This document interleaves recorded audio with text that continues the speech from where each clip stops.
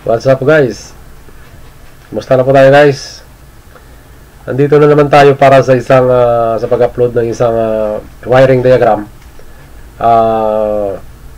Remote control mirror wiring diagram pang Toyota Vios 3rd generation 2017 or tinatawag nilang Gen 3. Okay guys, ito makikita nyo, ito ay ang tinatawag na outer mirror switch assembly. Okay, or mirror adjust switch na tinatawag. Pag nag-a-adjust ka ng mirror, ito yung pinaka-switch nya. Magmula dito sa fuse box, ECU accessories 5 ampere. May supply yan dito. Ang supply dito na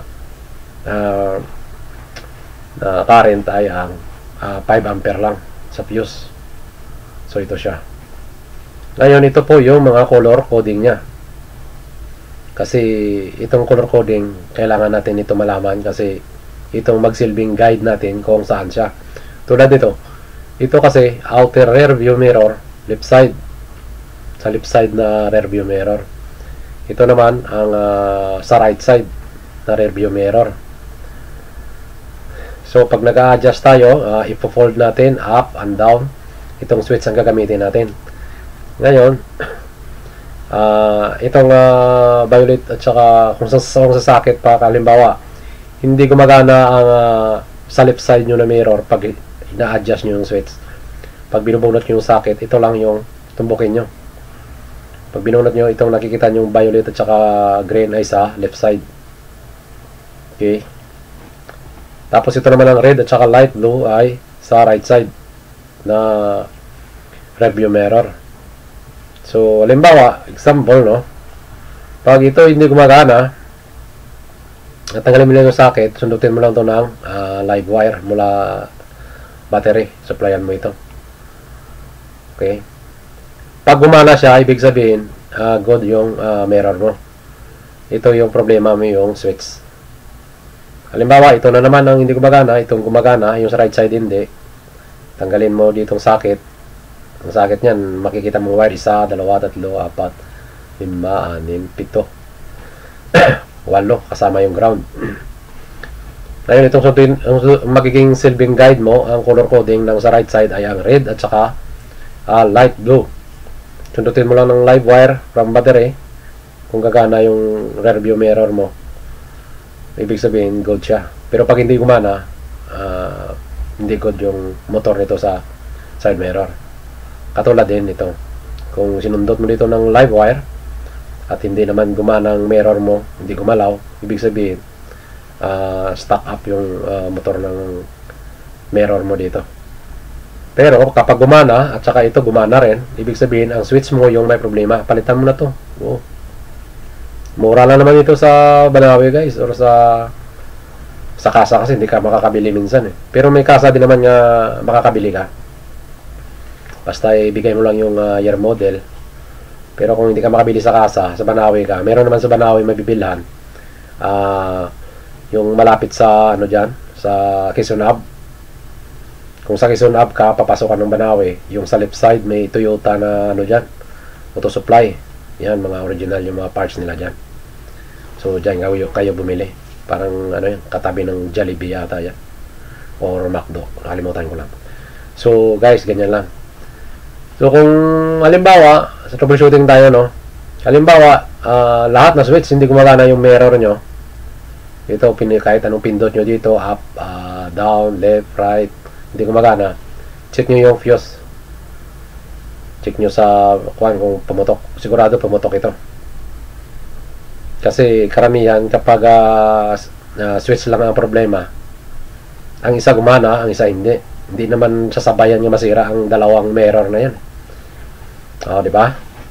Ngayon kung lahat hindi gumagana, left at saka side, right side, left side at saka right side, matik yun yung fuse.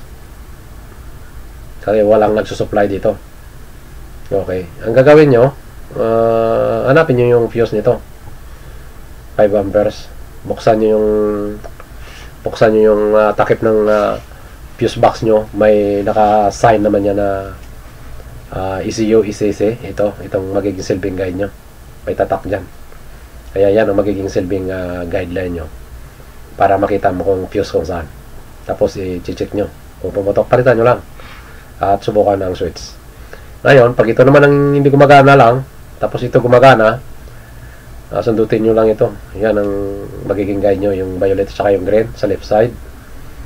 Ngayon, kung gumana ito ang problema. Ngayon, kapag hindi gumana, ito ang problema. Kapag sinundot nyo ng live wire. Kapag hindi gumana yung side mirror nyo, up, down, left, right, parang ganon. Ito yung problema. Karamihan nag-i-stack up ang motor nito. Sa right side, ganun din. Ganun lang yung pag troubleshoot or pag-testing nyo, pag-diagnose nyo one by one. So guys, okay? Huwag kalimutan, ito ay magiging silbing guide nyo ang color coding.